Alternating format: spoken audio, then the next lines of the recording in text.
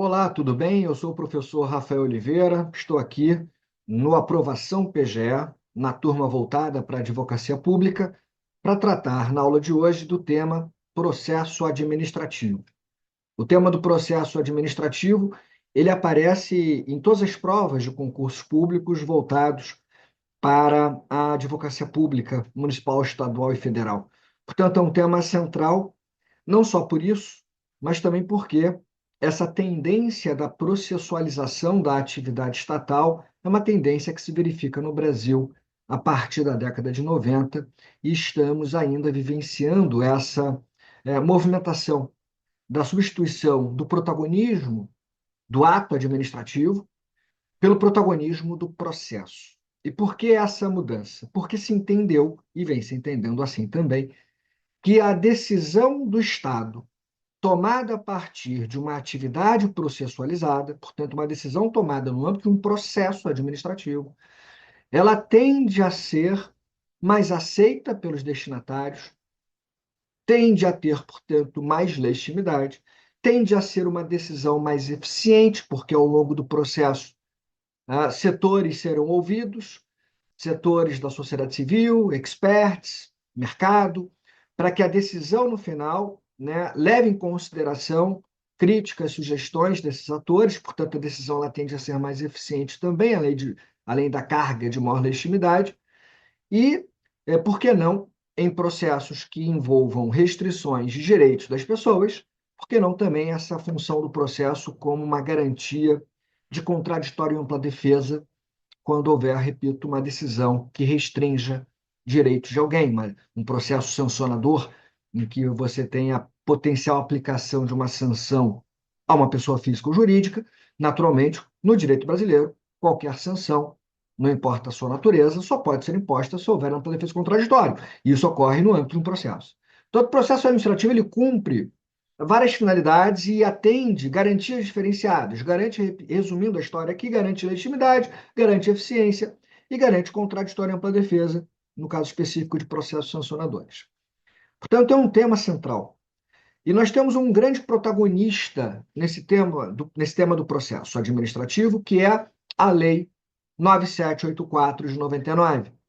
A Lei 9784 de 99, a Lei do Processo Administrativo Federal, a gente vai ver logo no início que, apesar de ser uma lei voltada à administração pública federal, essa lei também se aplica, ainda que supletivamente ou subsidiariamente, aos demais entes federados, caso haja alguma lacuna, alguma omissão legal. Portanto, aqueles municípios e estados que não possuem legislação própria podem se valer supletivamente da Lei 9784 de 99, e ainda que estados e municípios possuam uma legislação específica, quando houver alguma lacuna nessa legislação, alguma omissão, você pode fazer a colmatação através da aplicação da Lei 9784. Portanto, a Lei 9784 de 99 é uma lei que tem um protagonismo enorme, né, no estudo do processo administrativo, não por outra razão, os livros e as aulas, quando tratam do assunto, processo administrativo, fazem referência a todo momento à Lei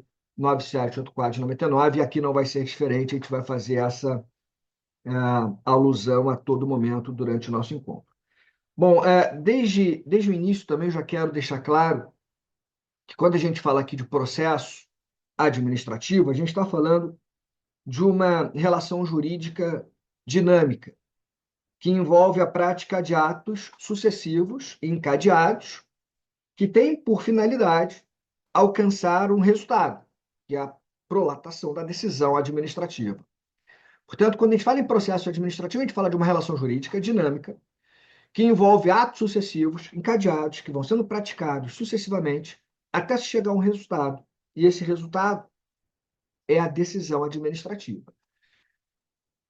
Se a gente parar para pensar, a palavra processo, se você for para a origem, para a etimologia da palavra, você vai verificar que processo significa andar para frente, caminhar. Em qualquer processo, você vai ter essa característica de atos que vão sendo praticados de maneira sucessiva e dinâmica até chegar a um resultado. O que pode variar e vai variar é o resultado que vai ser alcançado e a função ali desenvolvida no campo daquele processo específico. Portanto, eu quero chamar a atenção é que você não vai confundir, apesar de todos esses três exemplos que eu vou trazer serem processos, você não vai confundir processo administrativo com processo legislativo e com processo judicial, né? O processo que se desenvolve dentro da função legislativa, portanto, no âmbito do poder legislativo, Congresso Nacional, Assembleias Legislativas e Câmaras de Vereadores, no processo legislativo você tem uma série encadeada de atos que vai produzir um resultado. Qual é o resultado? A elaboração de um ato normativo, uma lei, uma emenda constitucional.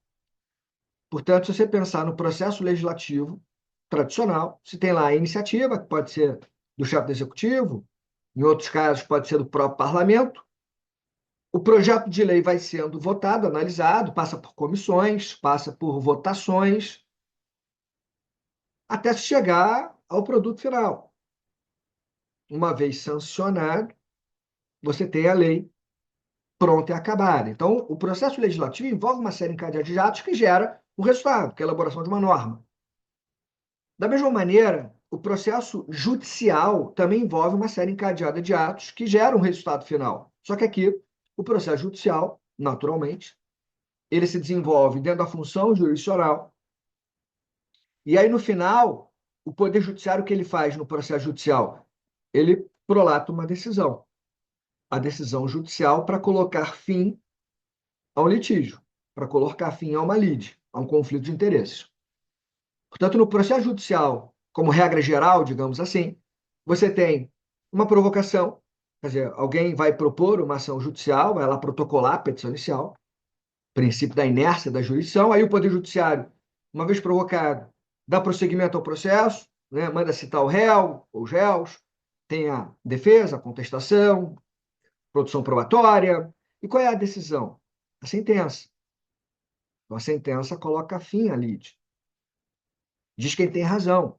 Eventualmente vai haver recurso e vai ter um acordo, mas você vai ter no final uma decisão judicial que vai pôr fim a um conflito de interesses.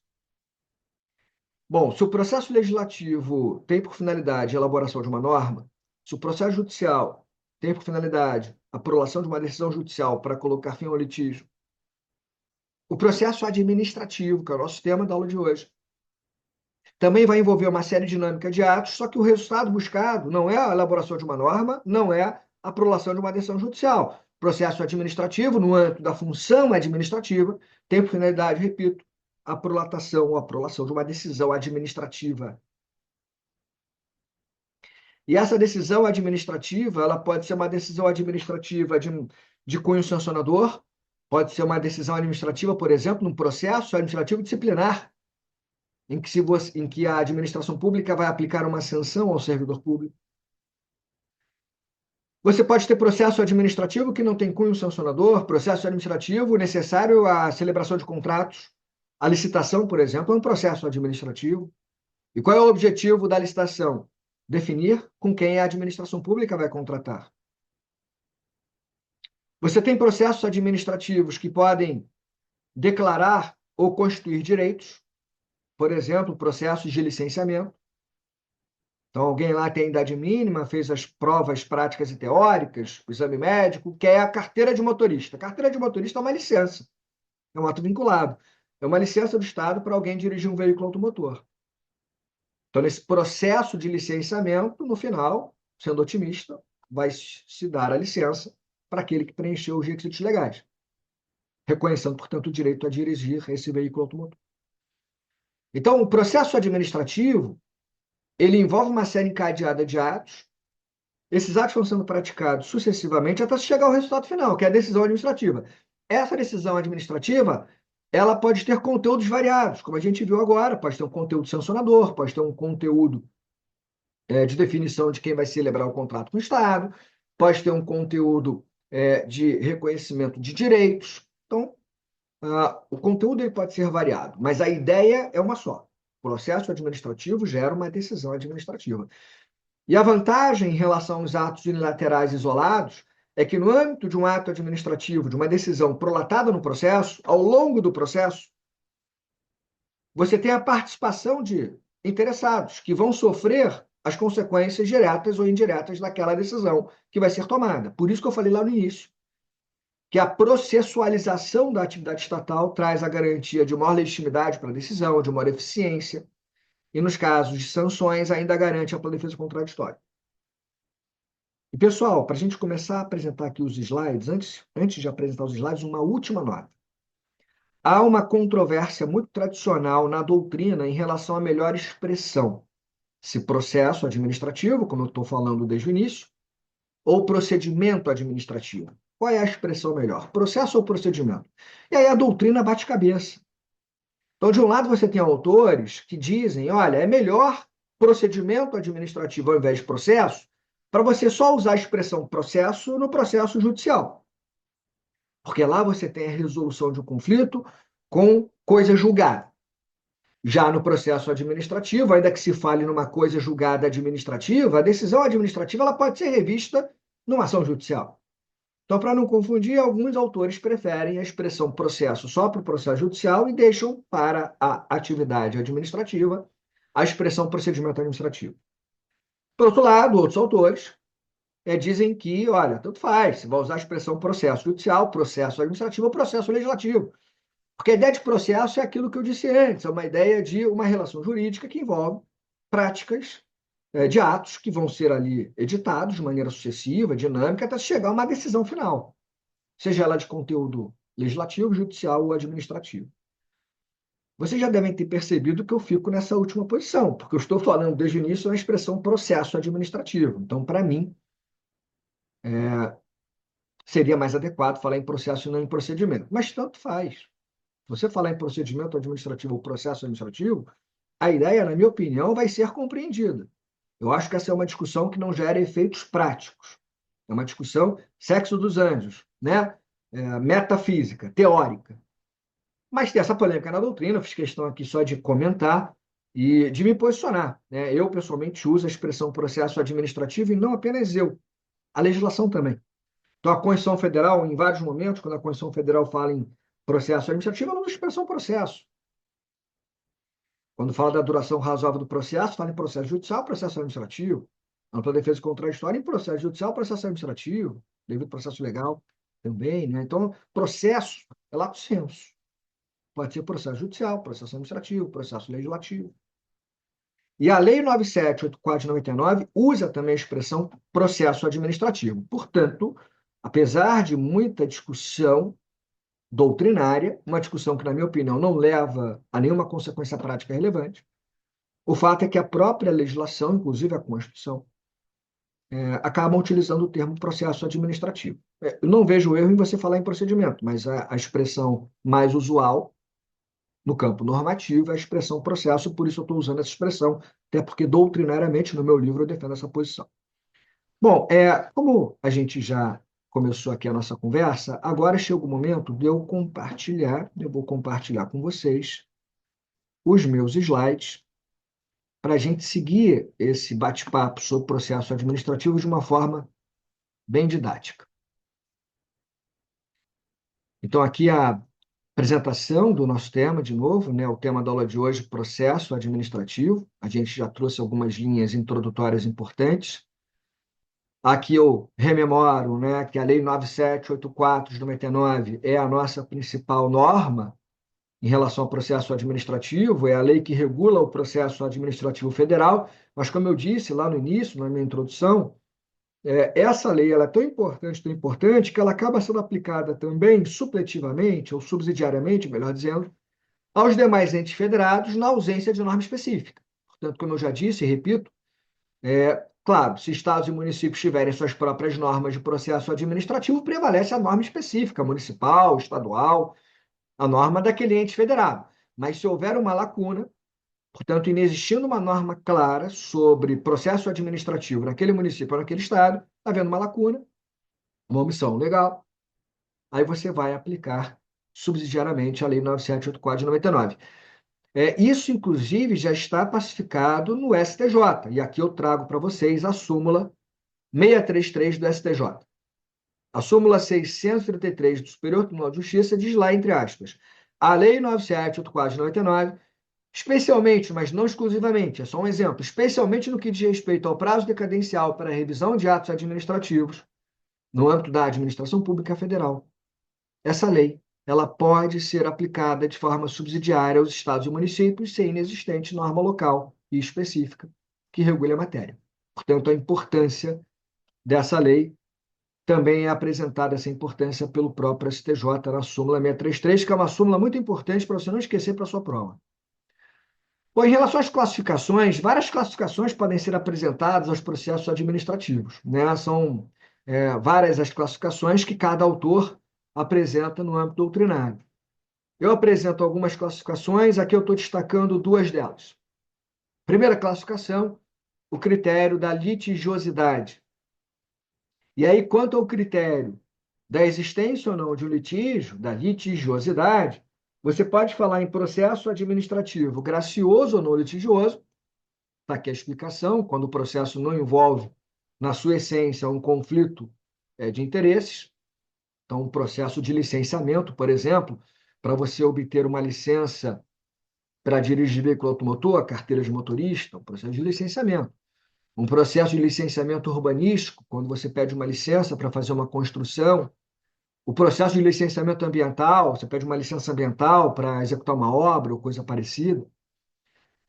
Pode até haver um conflito no final, porque eventualmente a decisão que vai ser dada nesse processo pode não coincidir com a expectativa do interessado. Mas aí é uma outra discussão, que vai ser travada ao final do processo ou depois do processo acabar. O fato é que durante o processo de licenciamento você não tem um litígio na essência, não tem um conflito de interesses, porque você tem um pedido do interessado, um pedido para obtenção de uma licença para ele poder exercer uma atividade ou usufruir de um direito. E aí o poder público avalia o pedido de licença, o cumprimento das exigências legais, e aí vai deferir ou não a licença no final. Então é um processo gracioso ou não litigioso, porque não envolve, na sua essência, na sua origem, uma lide, um conflito. Por outro lado, nós temos o processo contencioso ou litigioso, como o nome já é explicativo, já envolve, na sua essência, na sua origem, uma lide ou um conflito de interesses.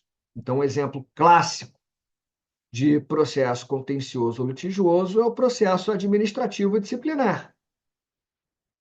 Se um servidor público, por exemplo, viola a legislação, né, viola a legislação funcional, abre-se o caminho para a instauração de ofício de um processo administrativo disciplinar com ampla defesa contraditório, porque envolve um litígio, uma potencial restrição de direitos ou interesses do particular ou do servidor.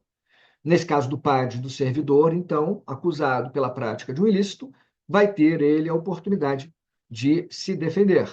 Então, ele vai exercer o seu direito de defesa no processo administrativo disciplinar. E no final do PAD, você até pode ter uma decisão absolutória ou uma decisão condenatória punindo o servidor.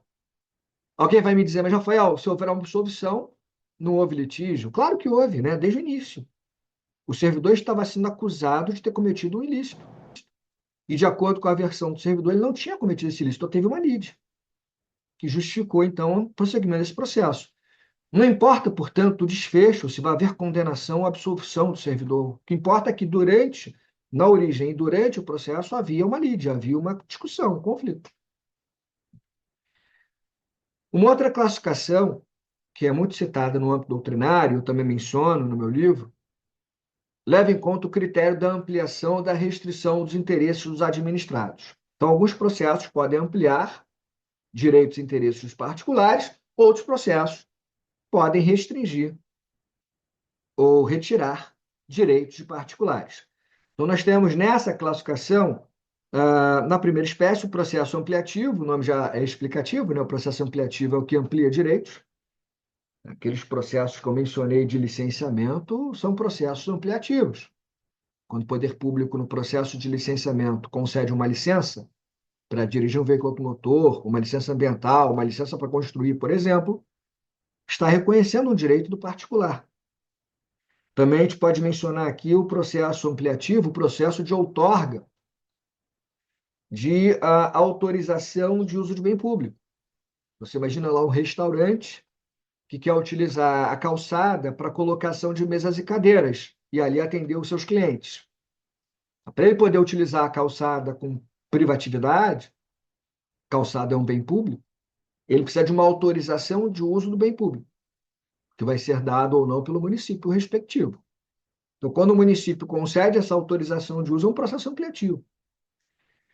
E nós falamos, por outro lado, no processo restritivo ou abilatório, justamente quando o processo ele tem na sua origem, na sua essência, o potencial condão de restringir ou retirar direitos de alguém. Então, naquele caso que eu tinha mencionado do processo administrativo disciplinar, na sua essência, é um processo restritivo abilatório, porque ele tem, na sua essência, a possibilidade de aplicação de sanção ao servidor. Mesma coisa, um processo que pretende anular um ato, ou um processo que pretende revogar um ato, anular por ilegalidade ou revogar por conveniência ou oportunidade. Um processo que pretende cassar uma licença de um profissional, por exemplo, ou cassar uma licença para dirigir veículo motor, cassar a carteira de motorista. Esse processo de cassação, quando o particular, o beneficiário do ato, descumpre a legislação, é uma punição. Nesses processos, anulação, revogação e cassação, qual vai ser o resultado final? A retirada do ato do mundo jurídico. E, portanto, aquele particular, aquela pessoa que se beneficiava daquele ato, não vai mais se beneficiar daquele ato. Portanto, esse é um processo restritivo ou abilatório. Então, essas duas classificações, elas são muito citadas na doutrina e aparecem com alguma frequência em provas de concurso público, e eu queria chamar a atenção para elas. Mas existem várias classificações, que a gente não vai aqui, né, ficar a aula inteira falando de classificação, mas tem várias outras classificações. Por exemplo, uma classificação que leva em conta o âmbito de incidência ou da relação jurídica, e aí o processo administrativo pode ser interno ou externo.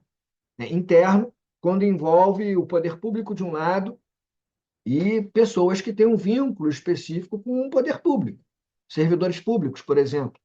Então, poder disciplinar, processos disciplinares são processos internos. E aí você fala em processos externos quando envolve a relação externa entre o poder público de um lado e pessoas em geral que estão no seu território.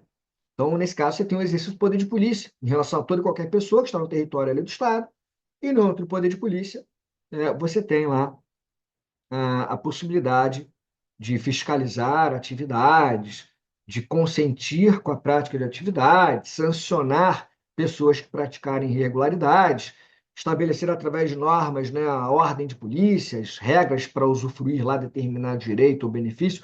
Portanto, ali você vai ter um processo externo, que é uma relação para fora da administração pública, entre ela de um lado e todos os particulares que estão no seu território de outro lado.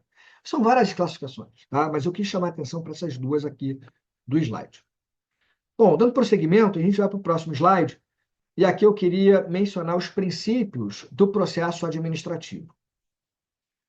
A Lei 9784, de 99, no artigo 2º, ela elenca, de maneira exemplificativa, diversos princípios que devem ser observados no processo administrativo. Eu, pessoalmente, acho que esse é um elenco casuístico.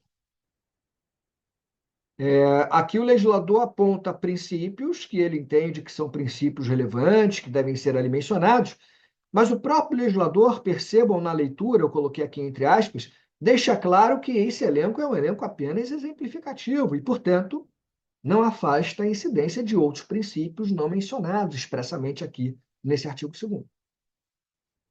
Então, vejo aqui no meu slide, entre aspas, né, o artigo 2º diz lá: a administração pública obedecerá, dentre outros, sublinha, dentre outros, deixando claro que o rol é exemplificativo. A administração pública obedecerá, dentre outros, aos princípios da legalidade, finalidade, motivação, razoabilidade, proporcionalidade, moralidade, ampla defesa, contraditório, segurança jurídica, interesse público e eficiência. A verdade, gente, é que aqui não há nenhuma, digamos assim, novidade.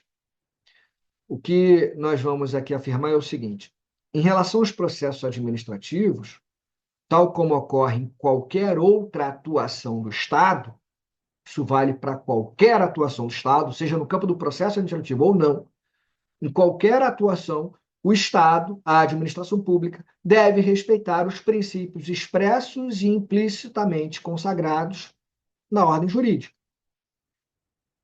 Na Constituição Federal, você tem aqueles 5 princípios expressamente mencionados para a administração pública, no artigo 37 caput. A Constituição Federal, no 37 caput, fala em legalidade, impessoalidade, moralidade, publicidade e eficiência. E fora do artigo 37, ao longo do texto constitucional, nós vamos encontrar outros princípios consagrados implicitamente. Segurança jurídica, razoabilidade e proporcionalidade, ampla defesa contraditória, e outros, né? Então, aqui não há nenhuma novidade quando a gente afirma que no processo administrativo a administração pública deve respeitar os princípios expressos ou implícitos que já são colocados pelo ordenamento jurídico para ela, a administração pública. Eu queria fazer aqui, então, um destaque especial para 2 princípios. Acho que 2 princípios aqui devem ser destacados. E percebam que são 2 princípios que não aparecem expressamente no rol exemplificativo do artigo 2º que eu acabei de ler para vocês. Mas são 2 princípios que nós vamos retirar da própria Lei 9784 de 99. O primeiro princípio que eu destaco é o princípio da oficialidade. Significa dizer que a administração pública pode instaurar e impulsionar de ofício o processo administrativo. Então, independentemente de provocação de qualquer pessoa, independentemente da provocação de um interessado, a administração pública pode, de ofício, já instaurar um processo administrativo e impulsioná-lo até a tomada da decisão final. E aqui nós temos uma diferença marcante entre o processo administrativo de um lado e o processo judicial de outro lado. Porque lá, no processo judicial, vigora o princípio da inércia da jurisdição. O que significa dizer que o processo judicial ele não pode ser instaurado de ofício pelo magistrado. O princípio da inércia da jurisdição significa que o processo judicial, para ser instaurado, depende necessariamente da provocação do interessado. Então, para a instauração de um processo judicial, tem que haver provocação do interessado. Leia-se, tem que haver a apresentação e o protocolo de uma petição inicial. Protocolada ou protocolizada. A petição inicial, inicia-se o processo judicial e aí sim, magistrado e a magistrada vão dar andamento a esse processo. Aqui no processo administrativo é diferente. A administração pública, de ofício, já pode instaurar o processo administrativo e levá-lo, impulsionando esse processo também de ofício até o final. Então, pensem, por exemplo, na situação em que a administração pública precisa celebrar um contrato de obra, prestação de serviços, fornecimento de bens, uma compra, né? Seja lá o que for. Então, para celebrar um contrato, primeiro tem que fazer licitação. Licitação é um processo administrativo. A administração pública, de ofício, instaura o processo administrativo de licitação. Ao longo do processo, com as regras estabelecidas no edital, define, então, quem é o vencedor daquela disputa e, com ele, vai celebrar o contrato administrativo. Mesma coisa, um processo sancionador. Imagina um PAD, um processo disciplinar. No processo administrativo disciplinar, se a autoridade competente toma ciência, ouve falar de uma possível irregularidade praticada por um servidor, não precisa haver uma provocação formal para a instauração do processo. A própria autoridade competente, tomando ciência da possível falta funcional, já pode instaurar de ofício o PAD e impulsioná-lo também de ofício, garantindo a defesa contraditória e, no final, prolatando uma decisão que pode absolver o servidor ou condená-lo a uma sanção, uma advertência, uma suspensão e até mesmo, numa situação mais grave, uma demissão do cargo ou do emprego que ele ocupa. Então, pessoal, esse princípio da oficialidade, percebam aqui no primeiro destaque, ele é apresentado no artigo 2º, parágrafo único, inciso 12, no artigo 5º e no artigo 29 da Lei 9784 de 99. Então, para quem tiver com a lei aberta, por gentileza, vai lá na legislação, porque a memória visual é importante, é bom vocês lerem também a lei, não ficar só, né, assistindo aqui a aula, é importante ter essa memória visual. O artigo 2º, que elenca diversos princípios, no parágrafo único, inciso 12, diz lá, fala da impulsão de ofício do processo administrativo. impulsão de ofício do processo administrativo sem prejuízo da atuação dos interessados. Mais na frente, o artigo 5º ele é muito claro. Quando ele trata da oficialidade, o artigo 5º diz lá, do início do processo, artigo 5º, o processo administrativo pode iniciar-se de ofício ou a pedido do interessado. Então, a instauração pode se dar de ofício. Está claro isso aqui, né? E ainda você vai encontrar esse princípio lá no artigo 29, quando fala da instrução probatória. O artigo 29 diz que as atividades de instrução destinadas a averiguar e comprovar os dados necessários à tomada de decisão realizam-se de ofício ou mediante impulsão do órgão responsável pelo processo. Então, essa oficialidade, ela tem como característica peculiar a possibilidade de se instaurar um processo administrativo de ofício. Lá no processo judicial, você não pode instaurar um processo judicial de ofício por vontade apenas do juiz, tem que haver a provocação do interessado. Depois é parecido, porque depois que é instaurado um processo administrativo, depois que é instaurado um processo judicial, em ambos os casos, os processos eles vão ter que andar. E esse caminhar do processo pode se dar por impulso oficial também. E o segundo destaque que eu apresento para vocês nesse slide é o princípio da gratuidade, que também é uma marca diferenciadora entre o processo administrativo e o processo judicial. Aqui no processo administrativo, como regra geral, o processo ele vai ser gratuito.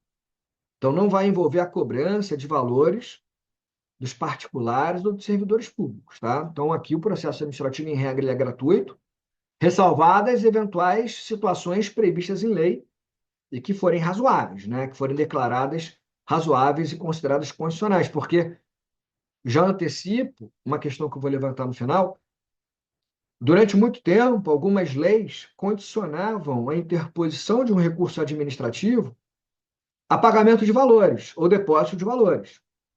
Então, você tinha lá uma decisão no processo administrativo, você não gostou lá da decisão, o que você faz? Lá você vai lá e o que você apresentava lá? Apresentava um recurso administrativo. Aí algumas leis condicionavam a interposição desse recurso ao pagamento prévio de valores, ao depósito de valores como garantia. E o STF considerou isso inconstitucional, porque isso violaria o duplo grau de jurisdição, para defesa, contraditória, a gente vai falar disso daqui a pouquinho. O fato é que se garante a gratuidade até mesmo na interposição de recursos administrativos. E isso é uma marca que diferencia o processo administrativo do processo judicial, porque no processo judicial a regra é a onerosidade. A regra geral no processo judicial é que o interessado, quando vai protocolar sua petição inicial, quando vai eventualmente recorrer de uma decisão, tem que pagar valores.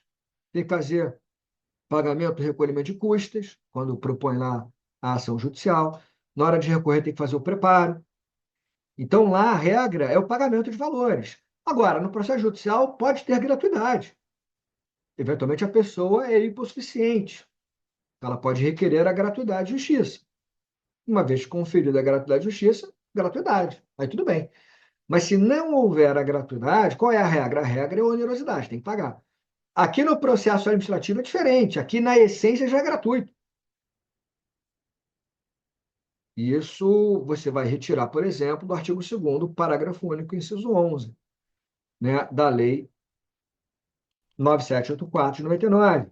O artigo 2º, parágrafo único, inciso 11, fala da proibição, entre aspas, proibição de cobrança de despesas processuais ressalvadas previstas em lei, né? Mesmo aquelas previstas em lei têm que passar por um teste de constitucionalidade, porque, como eu acabei de dizer, já antecipando uma questão que a gente vai voltar a tratar, o STF declarou inconstitucional leis que condicionavam a interposição de um recurso administrativo ao pagamento de valores. Então, esses princípios aqui da oficialidade e da gratuidade, eu quis fazer esse destaque especial, porque eles acabam servindo como critérios de diferenciação entre o processo administrativo, que a gente está vendo na aula de hoje, e o processo judicial, que vocês já estudaram, estão acostumados a lidar. Bom, vamos avançar. E aqui nesse próximo slide eu queria destacar as 3 fases do processo administrativo. Se a gente pensar em divisão de processo em 3 etapas, a divisão é muito parecida com aquela que é feita no processo judicial. Tanto aqui no processo administrativo quanto lá no processo judicial, você tem a fase inicial, introdutória, tem uma fase preparatória instrutória e tem uma fase final, que é a fase decisória. Então, aqui no processo administrativo não muda muito. Você tem essas três etapas. O que muda são as peculiaridades das etapas. Então, por exemplo, na primeira etapa, a fase introdutória inicial, eu já chamei a atenção que vigora no processo administrativo o princípio da oficialidade. Portanto, na fase introdutória ou inicial, o processo administrativo ele pode ser instaurado de ofício pela autoridade competente, independentemente de provocação de algum interessado. Então, essa é uma característica peculiar do processo administrativo. Lá no processo judicial vigora o princípio da inércia da jurisdição e o processo judicial, para ser instaurado, depende da provocação de interessado. Então, aqui, nós temos uma fase inicial também introdutória, mas a peculiaridade é que essa instauração do processo administrativo não depende de provocação de interessado, ela pode se dar de ofício. E aí, na sequência, você tem a fase preparatória instrutória. Então, na fase preparatória instrutória, como o nome dá a dica, é uma fase em que vai se produzir elementos de prova, provas, vai ter produção de documentos, né? Eventualmente oitiva de testemunhas, provas periciais, as provas são necessárias, coleta de informações necessárias também para a compreensão dos fatos ali, para a compreensão do caso e para a prolação de uma decisão final que vem na sequência. Terceira fase, a fase decisória ou de julgamento. Só um parênteses em relação à fase preparatória instrutória, letra B de bola do meu slide. Naturalmente, que assim como ocorre no processo judicial, aqui no processo administrativo, na fase instrutória ou preparatória, não é admitida a produção de provas ilícitas, né? Então, que fique claro isso, o Supremo Tribunal Federal, o STF, no tema 1238, de repercussão geral, anotem isso, tema 1238, de repercussão geral, o STF disse, entre aspas, são inadmissíveis, em processos administrativos de qualquer espécie, provas consideradas ilícitas pelo Poder Judiciário. Então, muito importante esse alerta, porque envolve uma tese que foi fixada no âmbito de repercussão geral pelo Supremo, portanto, pode aparecer na sua próxima prova. Bom, e aí no final, como a gente já falou, né, no final você vai ter a fase decisória ou de julgamento, vai ter, então, a decisão final, resolvendo, finalizando aquele processo administrativo. O que eu quero chamar a atenção aqui, em relação à fase decisória, é que nós temos uma novidade no ordenamento jurídico, que nem é tão novidade assim, já tem alguns anos, mas uma novidade que foi introduzida em 2021 na ordem jurídica brasileira. Em 2021, aliás, esse ano foi paradigmático. Tivemos uma lei de processo, uma lei de licitações e contratos, uma reforma da lei de improbidade. Em 2021, nós tivemos uma alteração da lei de processo administrativo para a introdução no nosso ordenamento jurídico da chamada decisão coordenada. Como é uma nomenclatura nova, como é um tema novo, né, que vem sendo estudado no Brasil desde 2021, fiz questão aqui de destacar no slide próprio, porque é um tema, digamos assim, que muito provavelmente vai aparecer em algumas suas provas aí para procuradorias. Bom, então o que é a decisão coordenada? A decisão coordenada ela tem origem no direito italiano, né? No direito italiano já se utilizava muito a ideia de decisão coordenada, mas, resumidamente, a ideia aqui da decisão coordenada é envolver órgãos diversos, setores diversos que vão tomar decisões conjuntas. A ideia é reunir órgãos diferentes que vão tomar decisões em assuntos que se podem colidir, em assuntos de interesse comum, e para evitar que os órgãos tomem decisões contraditórias sobre o mesmo assunto, por isso o nome decisão coordenada, você vai convidar esses órgãos a tomar uma decisão conjunta, coordenada, para evitar uma atuação administrativa incoerente, para evitar insegurança jurídica, para garantir, portanto, coerência e uniformidade, certeza do direito a gente tem essa possibilidade de uma decisão coordenada, que é uma decisão, digamos, tomada em conjunto entre diversos órgãos. Isso é um resumo muito genérico, porque olha essas peculiaridades que a Lei 9.784 de 99 apresenta para a decisão coordenada, e essas peculiaridades, literalidade mesmo, tá, gente? Essas peculiaridades podem aparecer nas suas provas, especialmente nas provas objetivas, nas primeiras etapas, né, desses concursos, né, para a advocacia pública. Bom, primeiro eu destaco o artigo 49A, parágrafo 1º, diz que a decisão coordenada é a instância de natureza interinstitucional ou intersetorial que atua de forma compartilhada com a finalidade de simplificar o processo administrativo, mediante participação concomitante de todas as autoridades e agentes decisórios e dos responsáveis pela instrução técnico-jurídica, observada a natureza do objeto, a compatibilidade também do procedimento e de sua formalização com a legislação pertinente. Então, a própria conceituação legal fala que a decisão coordenada ela tem natureza interinstitucional e intersetorial. Por que essa expressão, ou essas expressões? Porque são várias instituições ou vários setores participando do mesmo processo para tomar uma decisão conjunta, uma decisão única, uniforme. A ideia é simplificar o processo, evitar que processos diversos sejam instaurados autonomamente em setores ou órgãos diversos, mas não só simplificar, como diz a lei aqui, o processo, mas também, como eu disse antes, trazer coerência administrativa, trazer segurança jurídica. Muito importante, de acordo com a Lei 9.784 de 99, a decisão coordenada deve envolver, é o segundo tópico do meu slide, a participação de 3 ou mais setores, órgãos ou unidades. 3 ou mais setores, órgãos ou unidades. Isso é muito importante, pessoal. Faz um destaque aí, dá um destaque nessa afirmação. Isso vai aparecer no próprio artigo 49A.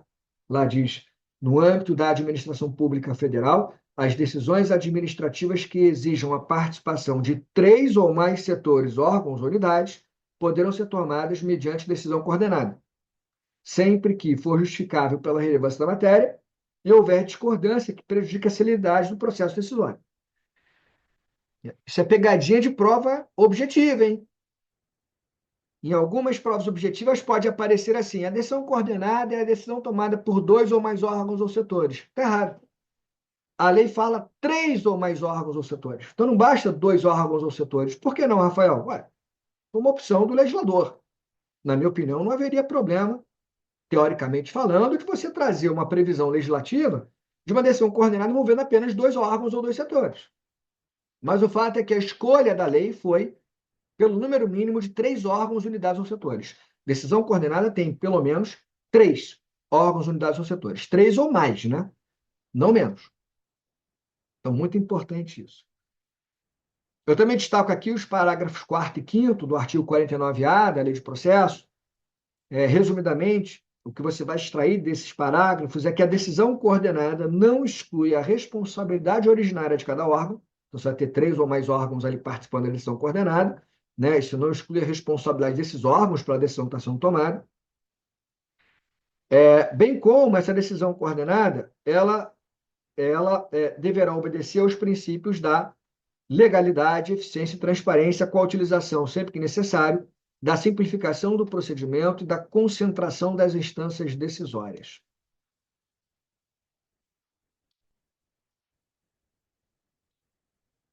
Artigo 49A, parágrafo 6º, isso aqui tem toda a cara de prova objetiva. Sabe aquelas decorebas chatas?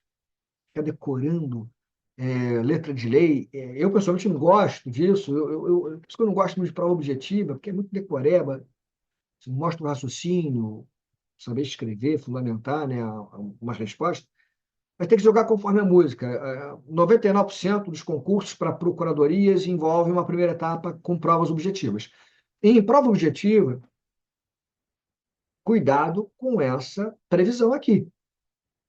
A lei diz que é vedada a utilização da decisão coordenada nos seguintes processos: licitação, processos relacionados a poder sancionador e processos que estejam envolvidos autoridades de poderes distintos.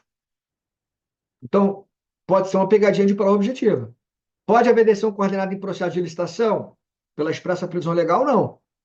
Pode haver processo, pode haver decisão coordenada em processo sancionador de aplicação de sanções? Pela literalidade, não. Gostando ou não da previsão, tá, gente? Porque, eventualmente, no processo sancionador, você tem instâncias diferentes que podem aplicar sanções. Seria até interessante que atuassem de forma coordenada para evitar que um órgão aplique lá uma sanção e outro órgão não aplique a sanção ou coisa que o vale. Mas, enfim, o processo sancionador não pode ser coordenado. E, por fim, a terceira vedação legal não pode ser coordenada em processos que envolvam autoridades de poderes distintos. O poder legislativo, o poder judiciário, o poder executivo, esses poderes distintos, não pode haver decisão coordenada entre eles. São questionáveis essas vedações sobre o aspecto da razoabilidade, a gente poderia aqui questionar, discutir se essa foi ou não a melhor solução, mas seria uma discussão teórica.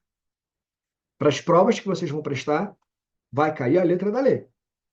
Pela letra da lei, não pode decisão coordenada nessas três situações.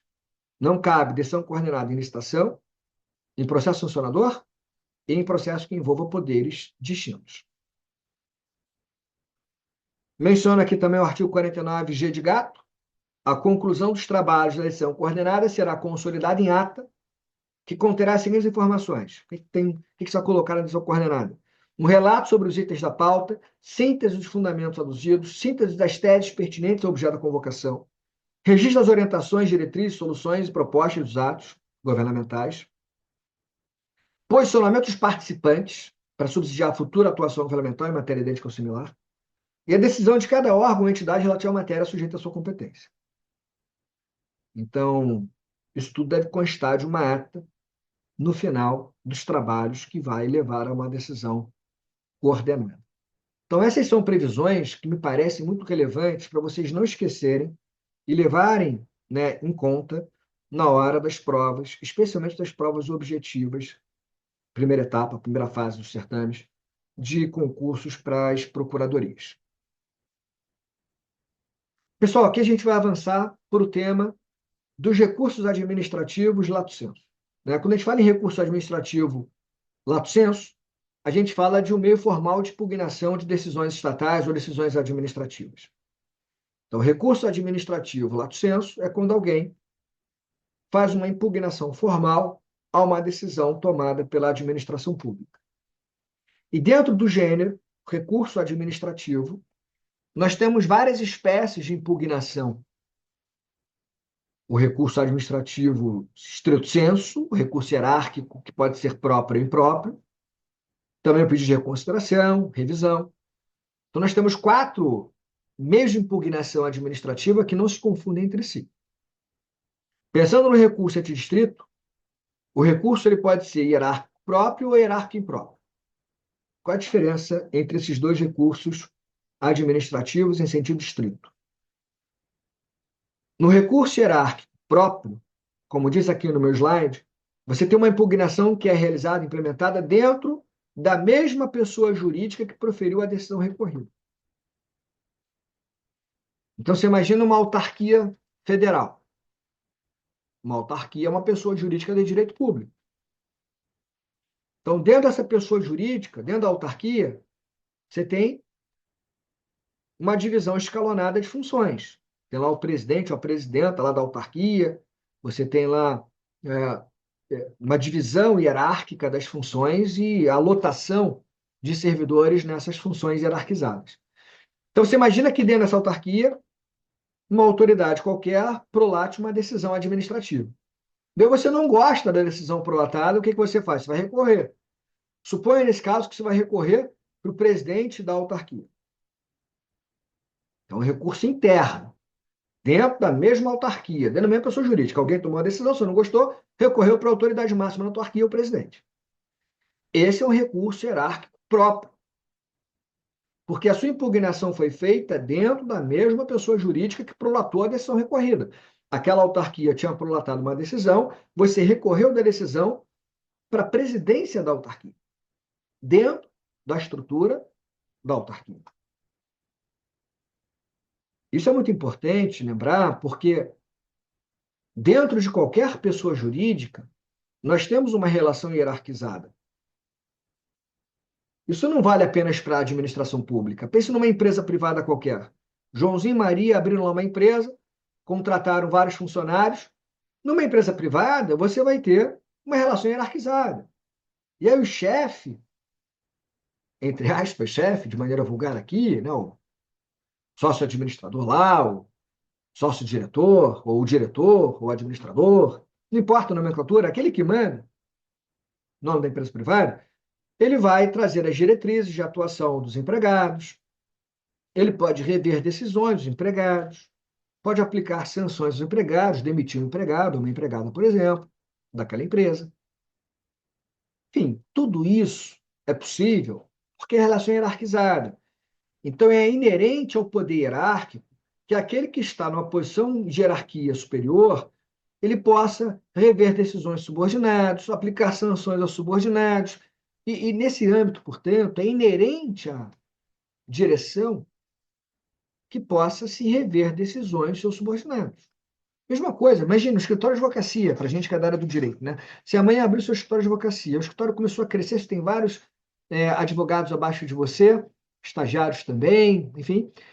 E aí amanhã vem lá uma petição elaborada por um dos seus advogados ou estagiários, e você que é o chefe de escritório, o chefe entre aspas, digamos assim, você que é o sócio fundador do escritório lá, que manda no escritório, você não gosta da petição do colega. O que que você faz? Você revê a petição do colega. Você está numa relação ali, eventualmente hierarquizada dentro daquela estrutura. Estou falando isso, pessoal, porque isso acontece no âmbito do poder público também. Então, na administração pública não é diferente. Nós temos pessoas jurídicas. A União Federal é pessoa jurídica, o Estado, o município, o DF, o Distrito Federal, todos são pessoas jurídicas de direito público. Essas pessoas jurídicas de direito público podem criar novas pessoas jurídicas de direito público ou privado. Quando cria uma autarquia, cria uma pessoa de direito público. Quando cria uma empresa pública ou uma sociedade mista, são pessoas de direito privado, mas localizadas na administração pública indireta, criadas pelos entes federados. Dentro de qualquer pessoa jurídica, pública ou privada, existe uma relação hierarquizada. Esse é o ponto que eu quero chegar. E é inerente à hierarquia a possibilidade do superior hierárquico rever decisões dos seus subordinados. Qual é a conclusão que eu quero apresentar então para vocês? Que eu não quero que vocês decorem, quero que vocês entendam. O recurso hierárquico próprio, letra A do meu slide, o recurso hierárquico próprio, ele não depende de previsão legal expressa.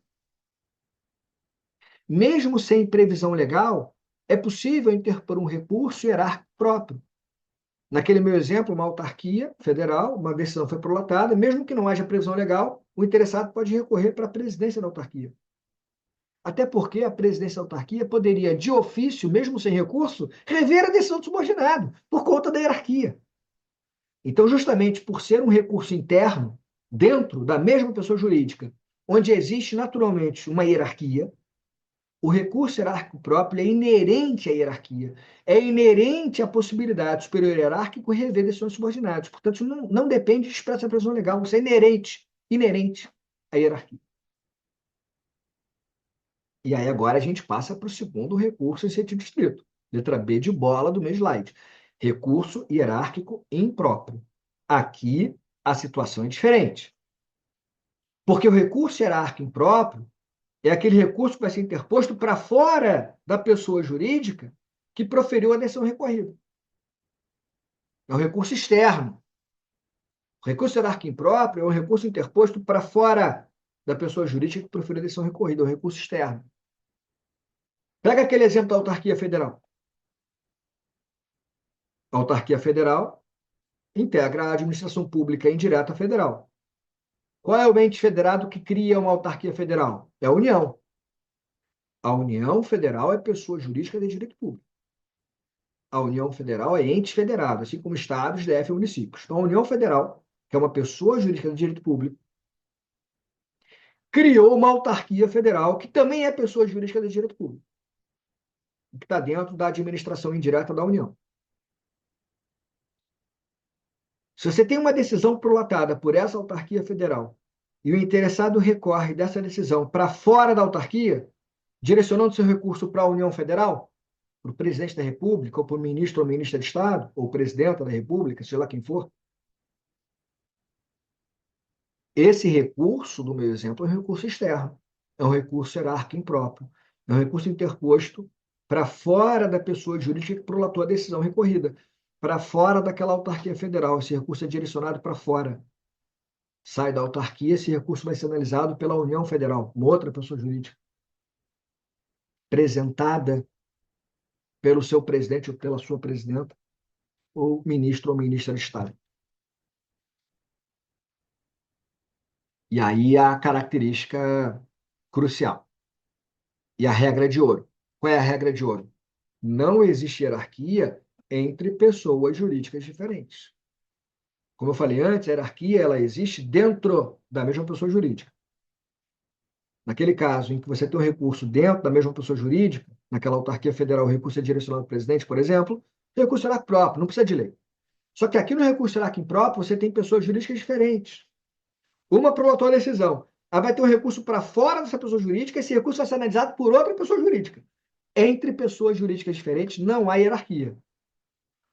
O que existe, Rafael, entre a administração pública direta e indireta? Porque a administração pública direta é o ente federado. Então, no meu exemplo, a União Federal. Poderia ser o Estado, DF, município. Mas pensa na União Federal, administração direta. E do outro lado, a autarquia, que está na administração indireta. União Federal, pessoa jurídica de direito público, autarquia, pessoa jurídica de direito público. O que existe entre a administração pública direta, a União Federal, e a administração pública indireta, a autarquia, no meu exemplo? Não é hierarquia. Hierarquia é uma relação interna entre órgãos daquela estrutura da pessoa jurídica. Não existe hierarquia entre pessoas jurídicas diferentes. O que existe é uma relação ali de vinculação, de controle, de vinculação, de controle. O controle que a União Federal vai exercer sobre a autarquia federal que ela, a União, criou, esse controle vai variar de acordo com a legislação. Mas qual é a essência? Se a União Federal, ao invés de criar um ministério novo, um órgão, dentro da sua estrutura hierarquizada, ao invés de fazer isso, resolve criar não um órgão despersonalizado, um braço, resolve criar uma pessoa jurídica nova, optou por isso, vai reconhecer essa pessoa jurídica nova o quê? A autonomia, independência. Portanto, não há hierarquia, não há interferência natural e necessária entre um ente federado e a entidade autárquica criada. Porque existe uma relação de controle ou vinculação que pode variar de intensidade dependendo da legislação. Então, algumas leis podem prever uma interferência maior da União Federal sobre suas autarquias. Outras legislações podem prever uma interferência menor. Por exemplo, numa autarquia tradicional, quem escolhe a direção, a presidência da autarquia é o presidente da República. Então, lá na União Federal, o presidente da República vai nomear livremente alguém para ser presidente daquela autarquia. E se não gostar da atuação do presidente dessa autarquia, o que faz o presidente da República? No dia seguinte, se ele não gostar, o que ele faz? Exonera. Então, cargo comissionado, cargo de presidência de direção de autarquias. É um cargo de direção. Lembrando que cargo comissionado é cargo para direção, assessoramento. Então, exonera. Então, a interferência é muito forte, Rafael. Sim. Se aquele presidente da autarquia tradicional não dançar conforme a música cantada pelo presidente da República, o presidente da República tira ele do lugar. Exoneração ad nutum, independentemente de motivação. Cargo comissionado. Livre nomeação, livre exoneração. Mas é diferente, por exemplo, quando você está diante de uma autarquia regulatória. Quando se trata de uma agência reguladora, a ordem jurídica confere maior independência para essa autarquia regulatória em detrimento daquelas autarquias tradicionais. Então, por exemplo, nesse caso, o que diz a legislação vigente no Brasil? Que o dirigente de uma agência reguladora, para ser nomeado, né, ele tem que preencher alguns requisitos e não basta a vontade do presidente da República, se for uma agência reguladora federal, tá? Você tem que ter a sabatina no Senado. O presidente da República escolhe o nome e o Senado tem que aprovar. Parecido com a nomeação de ministro Supremo, ministro STJ, não é isso? Então tem lá a indicação do presidente da República e a sabatina do Senado. E uma vez colocado no cargo de presidente daquela agência reguladora ou de diretor, ele só vai perder o cargo se ele cometer uma falta grave. E tem que haver ampla defesa contraditório. Tem que ser sentença judicial ou processo disciplinar com ampla defesa contraditório. Não cabe na agência reguladora a exoneração ad nutum. O presidente da República não pode mandar embora na hora que ele quiser o dirigente de uma agência reguladora. Ah, mas não é uma autarquia, Rafael? É, mas nesse caso, a ordem jurídica deu mais proteção para esse dirigente. O presidente da República, ele tira quem ele quiser, na hora que ele quiser, se for uma autarquia tradicional. Mas se for uma agência reguladora, o dirigente da agência reguladora tem blindagem, tem maior estabilidade, tem maior proteção. Por isso, quando se trata de um recurso envolvendo pessoas jurídicas diferentes, que a gente chama de recurso hierárquico impróprio, o nome é esse. Porque não há hierarquia propriamente dita entre pessoas jurídicas diferentes. Por isso o nome do recurso, recurso hierárquico impróprio. Impropriamente você fala de hierarquia. O que quer dizer no final é que, se não há hierarquia, se não é inerente que uma pessoa jurídica se meta na vida da outra, para que haja a possibilidade de um recurso hierárquico impróprio, tem que haver previsão legal expressa. Nesse caso, tem que haver previsão legal expressa, porque, como eu falei, no caso de pessoas jurídicas diferentes, a União Federal em relação à autarquia federal, o controle, né, a vinculação, o controle e a vinculação sofrerão intensidades diferentes, dependendo da legislação. Então, a lei pode estabelecer uma interferência mais forte, permitindo o recurso hierárquico impróprio. Ou a lei pode não falar nada, e se não falar nada, não pode a União rever decisão da autarquia, porque a União criou a autarquia por lei e deu para ela autonomia para tomar decisões naquelas matérias. Se a União quer tomar decisões naquelas matérias, extingua a autarquia ou permita o recurso hierárquico impróprio. Se não previu, não cabe. Então, regra de ouro: o recurso hierárquico impróprio depende de previsão legal expressa. No latim, lá, que alguns autores mencionam no latim, nulla tutela sine lege. Não há tutela, não há controle sem lei. Nulla tutela sine lege.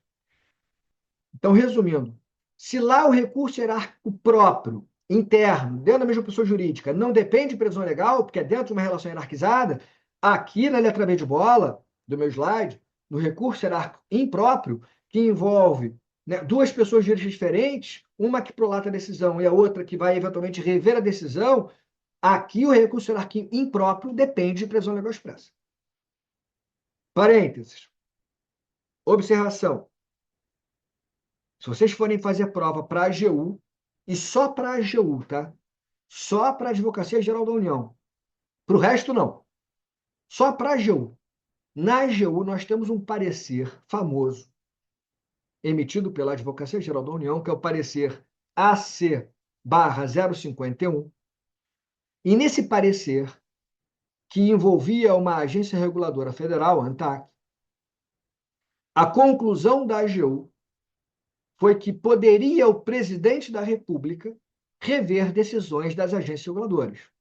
E, portanto, de qualquer autarquia, né? Que a agência reguladora já é uma autarquia com proteção especial. Então, qualquer autarquia.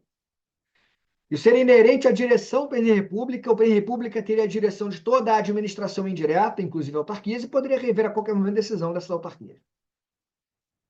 Então, na AGU, tem lá esse entendimento de que a União Federal, meio do presidente da República, ou ministro de Estado, poderia rever, através de recurso hierárquico impróprio ou de ofício, decisão de uma autarquia.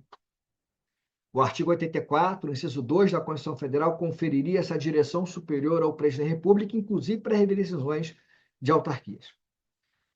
Quero só chamar a atenção que esse parecer ele só vale lá para a AGU e âmbito federal.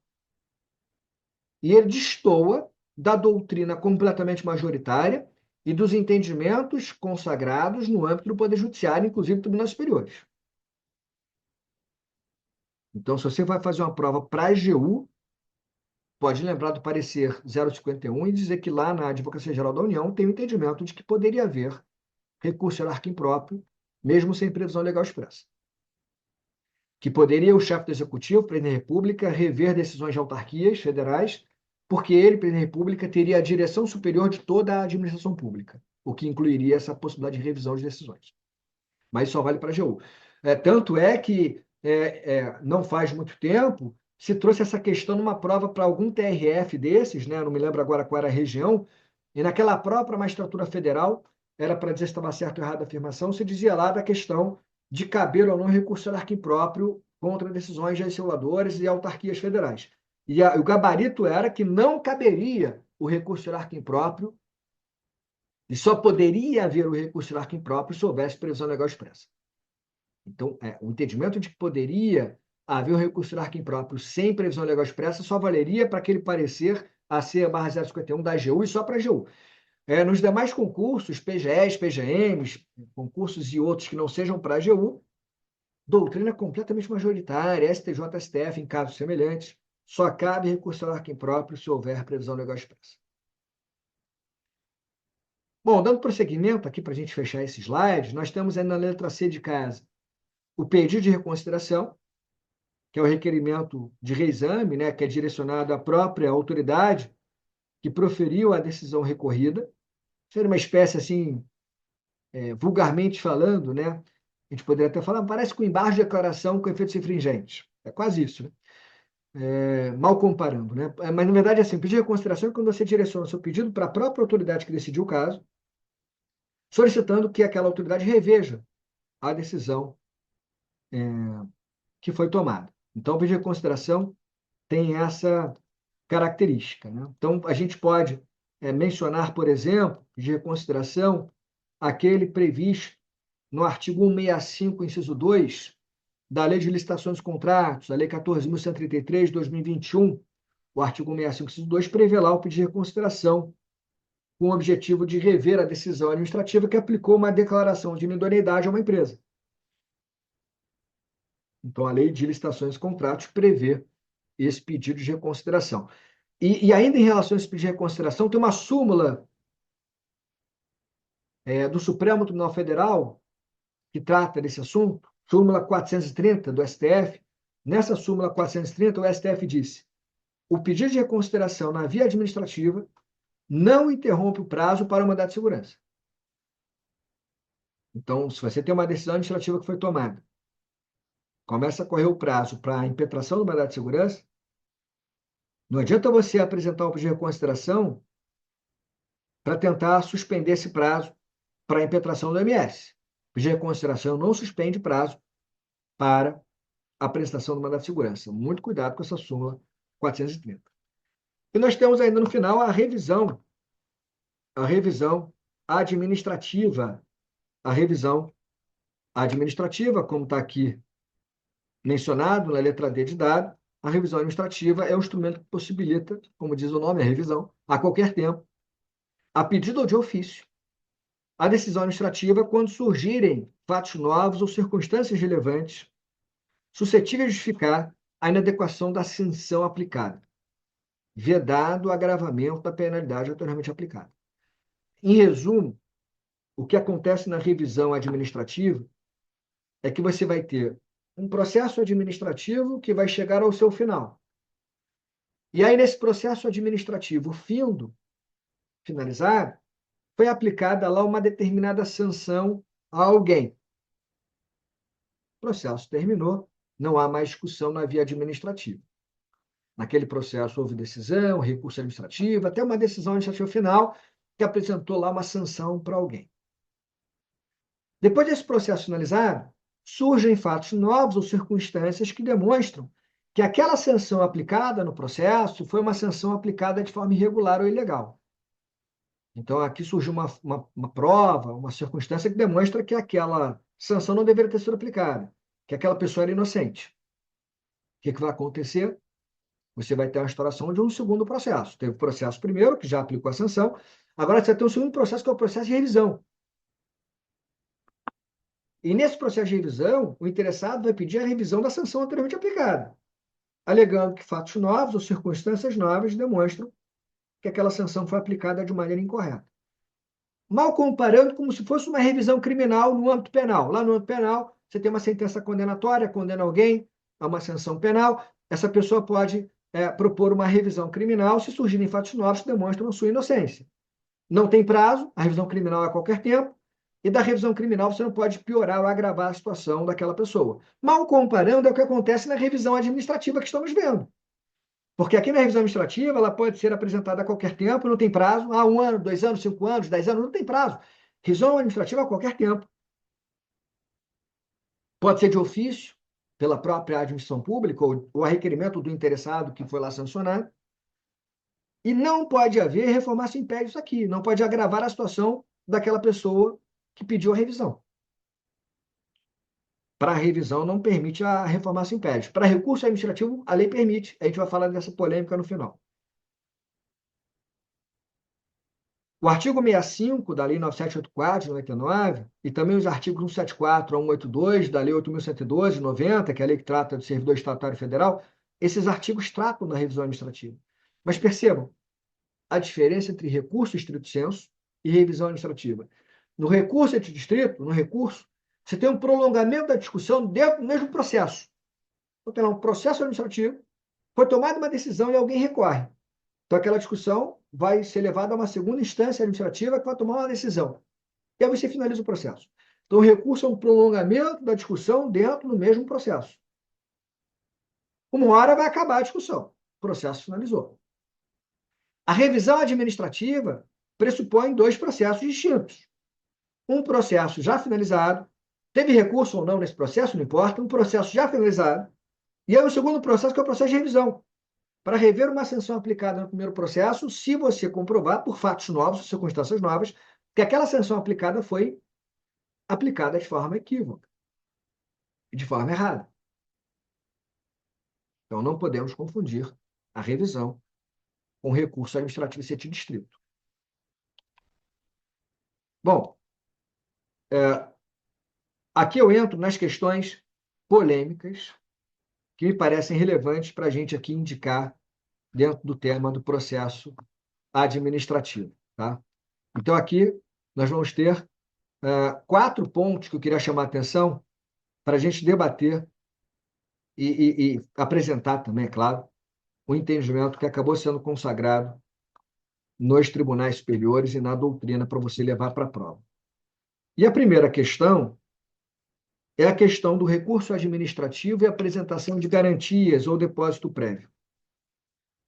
Então, aqui é uma discussão que eu já tinha levantado rapidamente, aqui eu vou aprofundar melhor e vou trazer as referências, né? A discussão é a seguinte: poderia uma lei condicionar a interposição do recurso ao depósito de valores, ao pagamento de valores? Uma lei poderia dizer, por exemplo, olha, para você recorrer de uma decisão nesse processo administrativo, você tem que depositar valores ou pagar determinado valor, e o seu recurso só vai ser conhecido, processado e analisado se você fizer esse depósito. O fato é que muitas leis estabeleceram essa previsão. E a discussão foi sendo apresentada até chegar ao Supremo Tribunal Federal. E o STF sumulou a questão, súmula vinculante no 21. E o STJ, que pensava diferente, se curvou ao STF e trouxe uma nova súmula, que é a súmula 373. Mas o mais importante, o Supremo Tribunal Federal, na súmula vinculante 21, disse que seria inconstitucional exigir depósito prévio ou garantias para interposição de um recurso administrativo. Vou colocar aqui a literalidade. A súmula vinculante 21 do Supremo diz o seguinte, entre aspas, é inconstitucional a exigência de depósito ou arrolamento prévio de dinheiro ou bens para admissibilidade em recurso administrativo. E o STJ, que até então pensava diferente, teve que se curvar, porque a gente está falando aqui de uma súmula vinculante do Supremo. E aí o STJ trouxe a súmula 373 falando basicamente a mesma coisa. É ilegítima a exigência de depósito prévio para admissibilidade de recurso administrativo. Então, o STF e o STJ estão falando a mesma língua. Acabou a discussão no âmbito judicial. Então, o STF declara inconstitucional a exigência de depósito prévio para conhecimento de recurso administrativo. E qual é o argumento utilizado pelo STF? O primeiro grande argumento é a violação da ampla defesa contraditória. Se o recurso administrativo é um prolongamento daquela discussão travada no processo, para uma segunda instância administrativa, o recurso administrativo é inerente à defesa do particular ou do servidor público. Tal como acontece no processo judicial, no processo administrativo, né, o interessado ele tem o direito reconhecido pela ordem jurídica de recorrer da decisão que não lhe agrade. E, através do recurso, ele vai ter a sua defesa exercida de forma ampla. Então, a ampla defesa envolve não só uma defesa inicial no processo, mas até mesmo uma impugnação, um recurso no mesmo processo. E é condicionar o recurso ao pagamento de valores, à superação de algumas barreiras econômicas, que é o depósito de valores, pagamento de valores, isso seria inconstitucional para o Supremo. E o Supremo vai além. O Supremo entende que o recurso administrativo é uma espécie de direito de petição. E o direito de petição está consagrado no artigo 5º, inciso 34, a linha A da Constituição Federal. E quando a Constituição Federal fala do direito de petição, todos nós, particulares, temos o direito de peticionar perante órgãos e entidades administrativas, até para a proteção de nossos direitos. Quando a Constituição Federal fala do direito de petição, no artigo 5º, 34, a linha A, diz que esse direito vai ser exercido, entre aspas, independentemente do pagamento de taxas, de valores. Então, se o recurso administrativo é uma espécie de petição administrativa, direito de petição, e direito de petição tem que ser gratuito, o recurso também tem que ser gratuito, não pode cobrar por ele. Então, claro, no campo doutrinário até tem uma polêmica ainda, você poderia trazer um tratamento parecido com o processo judicial, né? Poderia se permitir, sim, preparo para recurso, pagamento de valores, e se a pessoa não tem condições, pede gratuidade, né? No âmbito do processo administrativo, poderia se trazer algo semelhante, mas não se trouxe. Precisa colocar na prova o que fala o Supremo e o STJ. Resumindo, não pode uma lei condicionar a interposição de recurso ao pagamento de valores ou depósito de bens. Isso violaria a ampla defesa contraditória, isso violaria o artigo 5º também, isso 34A, que fala de direito de petição, e ele tem que ser gratuito. Uma segunda polêmica intensa é a possibilidade ou não de reformar-se impédios no julgamento de recurso administrativo. Então, foi prolatada uma decisão no processo administrativo, o interessado não concorda com a decisão e recorre. E aí a instância administrativa acima vai decidir o recurso. No julgamento desse recurso, poderia haver o agravamento da situação do recorrente? Poderia haver reforma para pior, reformar-se impédios? Ponto de interrogação. Essa é a polêmica. E aqui a polêmica é enorme mesmo. A doutrina ela bate cabeça em relação a essa possibilidade ou não da reformácio impédios, né? Você tem um primeiro entendimento, vou botar aqui 3 correntes. Primeira corrente, primeiro entendimento, vai dizer que não pode haver agravamento da situação do recorrente, não pode haver reformácio impédios. Nessa primeira corrente vai dizer que o princípio que proíbe a reforma para pior nos recursos é um princípio geral do direito. Ele vale lá no processo judicial e vale aqui também no processo administrativo. Então, não importa se é processo judicial ou processo administrativo, a autoridade superior que vai julgar o recurso não pode agravar a situação do recorrente. Seria um princípio geral do direito. Quem defende essa tese, o saudoso professor Diógenes Gasparini, a saudosa professora Lúcia Valles Figueiredo. Diógenes Gasparini e Lúcia Valles Figueiredo já faleceram, mas suas obras foram e são ainda referências, né, no campo do direito administrativo. São 2 dos maiores autores da nossa história. Eles defendiam esse entendimento. Mas você tem uma segunda corrente, que é a tese defendida pelo querido amigo, né? Querido amigo José dos Santos Carvalho Filho, Carvalhinho. Não vai colocar Carvalhinho na prova para não mostrar uma intimidade que a gente não tem. Mas aqui, como ele é muito querido, a gente chama de Carvalhinho, ele próprio sabe disso, mas não vai colocar isso na prova. O José dos Santos Carvalho Filho defende uma tese intermediária, né, entre a primeira corrente que eu mencionei e a terceira que eu ainda vou mencionar. Carvalização depende. Se o julgamento da autoridade superior for um julgamento com base na estrita aplicação da lei, pode agravar a situação do recorrente. Numa análise objetiva, verificando que a lei foi aplicada de maneira incorreta, a autoridade superior poderia reformar a decisão e agravar a situação. Mas o Carvalhinho diz que não poderia haver reformácio impédio, não poderia agravar a situação do recorrente, se a autoridade superior fizesse uma análise subjetiva, uma revaloração das provas, uma reavaliação subjetiva daquilo que consta do processo. Aí não pode.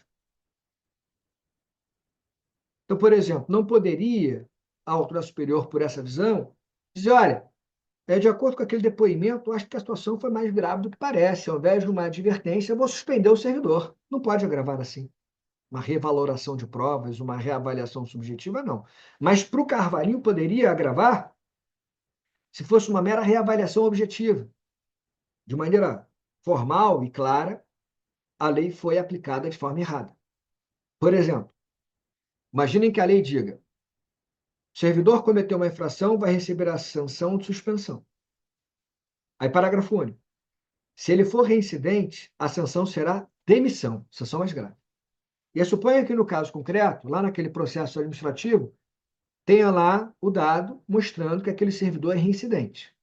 E apesar da reincidência, a sanção aplicada foi suspensão e não demissão, como a lei pediria, no meu exemplo teórico. Foi aplicada a suspensão, ele recorre, a autoridade superior vai analisar o caso e ver assim, opa, a lei diz literalmente que se você é reincidente, a sanção não é suspensão, é demissão, mais grave. Então, vou aplicar corretamente a lei, vou anular, no caso, não é nem anular, vou reformar a decisão, porque a decisão seria ilegal, e vou aplicar a sanção mais grave, que é a demissão. Aí, nesse caso, o Carvalhinho admitiria isso, porque é uma análise objetiva. Então, dependendo, se for análise objetiva, pode agravar, o que não pode é reformar-se impérios a partir de uma análise meramente subjetiva ou revaloração de provas. Carvalhinho. E você tem uma terceira corrente, que é a tese do professor saudoso também, Eli Lopes Meirelles, e da grande professora de São Paulo, Odete Medawar, que permite o agravamento da situação do recorrente, a reformar-se impérios. Dizendo que, olha, aqui não se aplica no processo administrativo o princípio da proibição da reforma-se impérios. Esse princípio ele é aplicado no processo judicial, mas não no processo administrativo. Mas por que não? Porque aqui no processo administrativo você tem uma peculiaridade. Quem instaura o processo e julga o processo é a mesma pessoa, a administração pública. Lá no processo judicial você tem o autor, tem o réu e tem o juiz ou a juíza equidistante, imparcial, sendo um terceiro neutro. Aqui no processo administrativo, quem instaura o processo é a própria administração pública e ela que toma a decisão. Então, naturalmente, ela não vai recorrer da sua própria decisão, ela nem precisa disso. Então, naturalmente, aqui sempre quem vai recorrer eventualmente é o interessado. Mas dentro do processo administrativo, e na autotutela, a administração pública pode rever seus próprios atos para aplicar corretamente a lei. E se, ao fazer isso, a aplicação correta da lei levar a um agravamento da situação do interessado, essa é uma consequência permitida pela aplicação correta da lei. O que não pode é o particular ou o servidor se beneficiar de uma decisão que contraria a legislação. Não seria o natural. Então, poderia a administração pública, verificando o equívoco da decisão, reformar a decisão para, eventualmente, agravar a situação do recorrente. Então, você tem três correntes, né, três teses, e vai me perguntar, Rafael, ok, já entendi, tem três entendimentos, qual entendimento eu coloco na prova? Bom, se for prova discursiva, eu coloco os três entendimentos e posiciono no final. Mas se for prova objetiva, só vai ter uma alternativa correta, eu ficaria com a letra da lei. E aí o artigo 64, parágrafo único da Lei 9784 de 99, expressamente permite a reformatio impérios. Permite que a autoridade superior, ao julgar o recurso administrativo, agrave a situação do recorrente. Então, lá no artigo 64, você tem o tratamento dos recursos administrativos.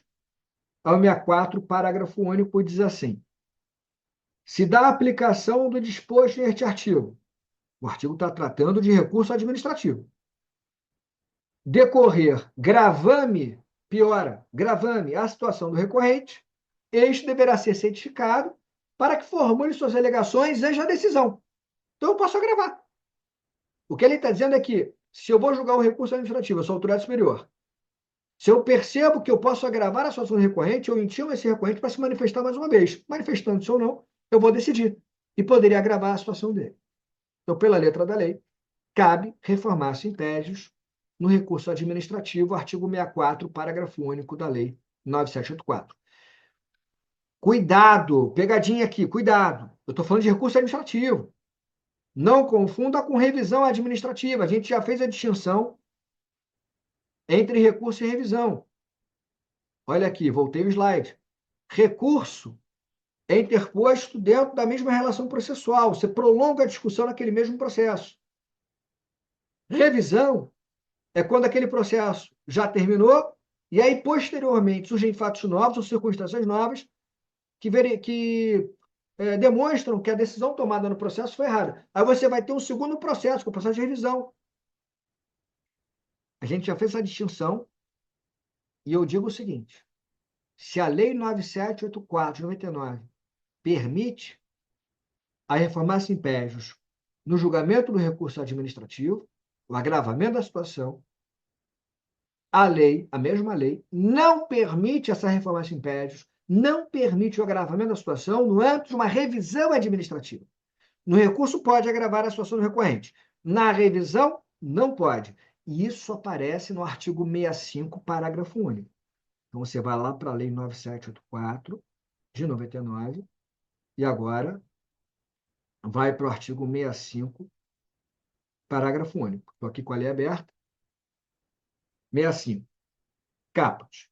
Os processos administrativos de que resultem sanções poderão ser revistos, revisão, a qualquer tempo, a pedido ou de ofício, quando surgirem fatos novos ou circunstâncias relevantes, suscetíveis de justificar a inadequação da sanção aplicada. Aí vem o que interessa, o parágrafo único. O artigo 65, parágrafo único, da revisão do processo não poderá resultar agravamento da sanção. Da revisão do processo não poderá resultar agravamento da sanção. Então, não cabe reformar impédios na revisão administrativa.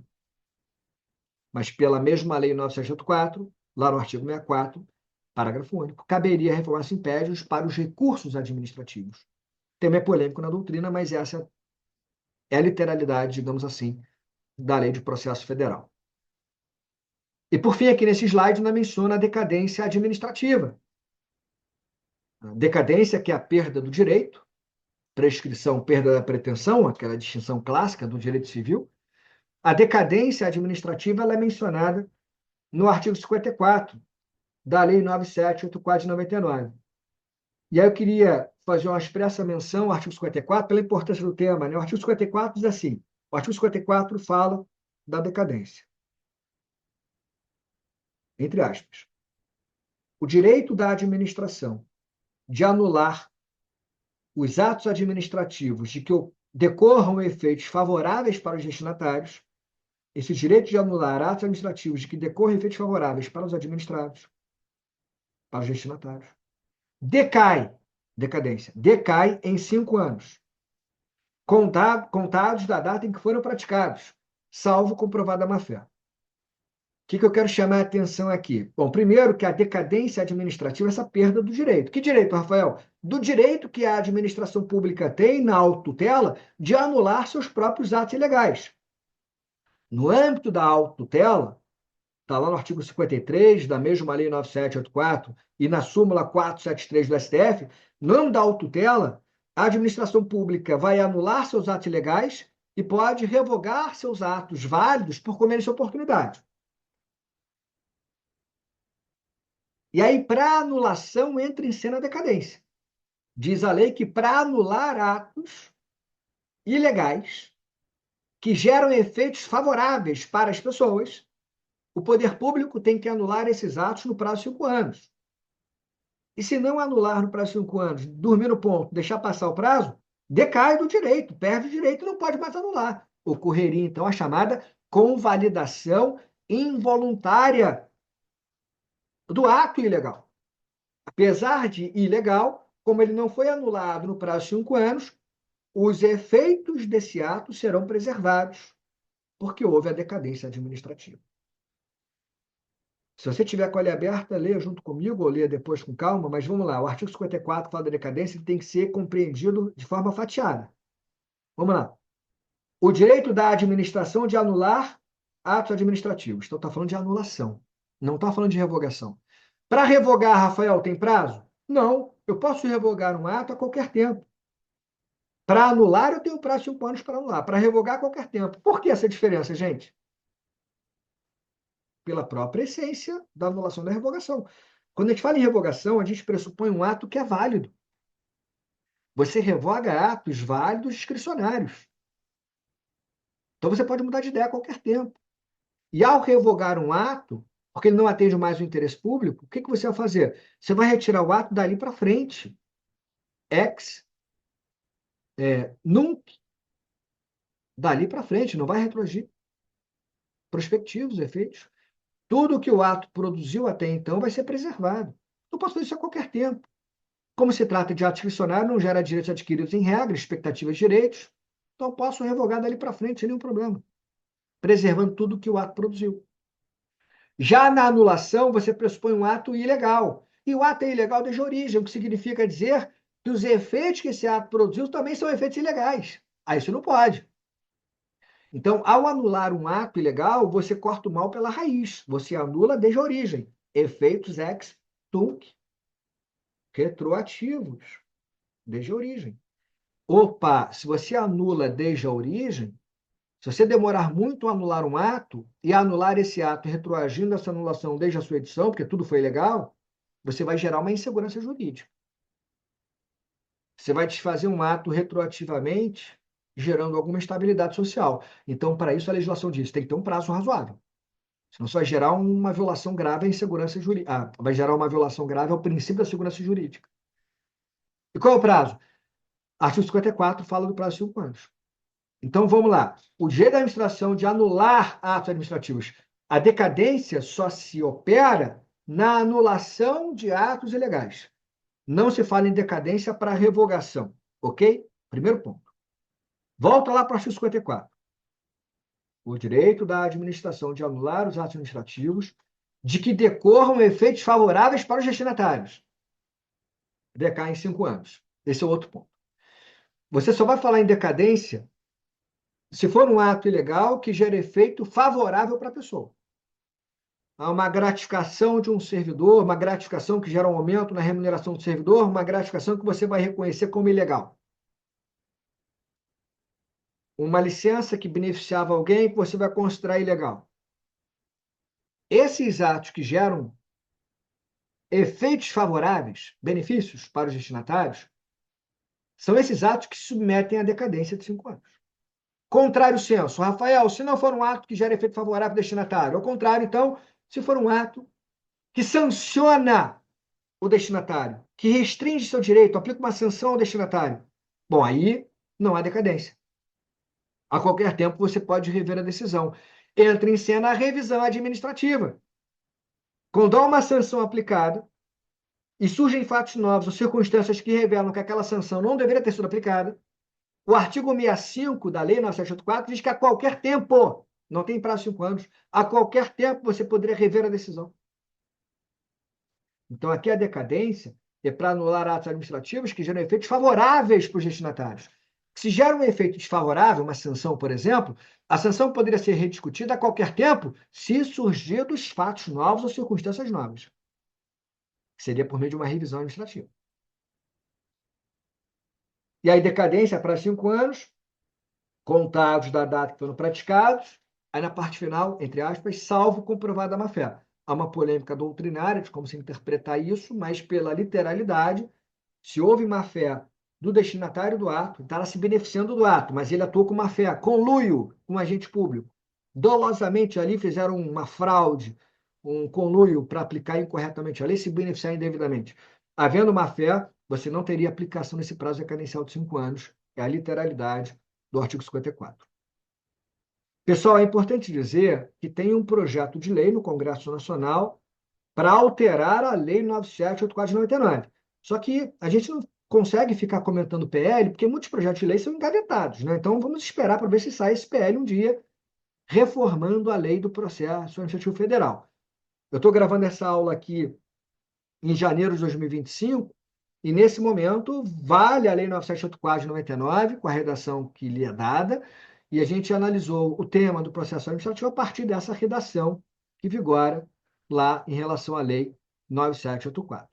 O que eu vou trazer para vocês nessa parte final? Quero trazer para vocês aqui uma coletânea de súmulas e entendimentos que me parecem relevantíssimos para as provas de procuradorias municipais, estaduais e Advocacia Geral da União também. Vamos lá. Súmulas e entendimentos importantes que têm relação direta com o tema da nossa aula, processo administrativo. Primeira súmula que eu queria destacar, a súmula vinculante número 5 do STF, que diz que a falta de defesa técnica por advogado no processo disciplinar não ofende a Constituição. Então já houve muita polêmica em relação a isso e o Supremo pacificou a matéria, súmula vinculante número 5. No âmbito do PAD, do processo disciplinar, o poder público vai cientificar, notificar o servidor a respeito da existência do PAD e ele vai ter, então, oportunidade de constituir advogado e prestar sua defesa. Se o servidor resolve não constituir advogado e apresenta apenas uma autodefesa, e não a defesa técnica, digamos assim, azar o dele.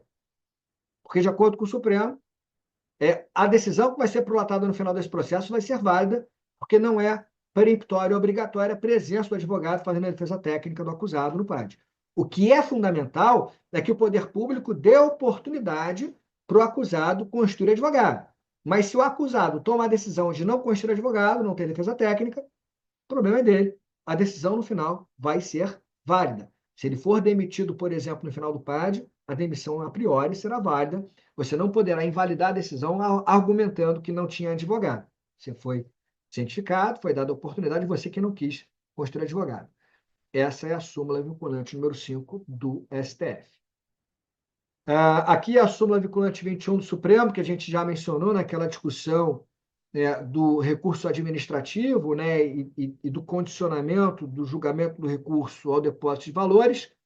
Então, relembrando a discussão que a gente viu ao longo da aula, súmula vinculante 21, é inconstitucional a exigência de depósito ou arrolamento prévios de dinheiro ou bens para admissibilidade de recurso administrativo, que é o mesmo entendimento também consagrado hoje no STJ.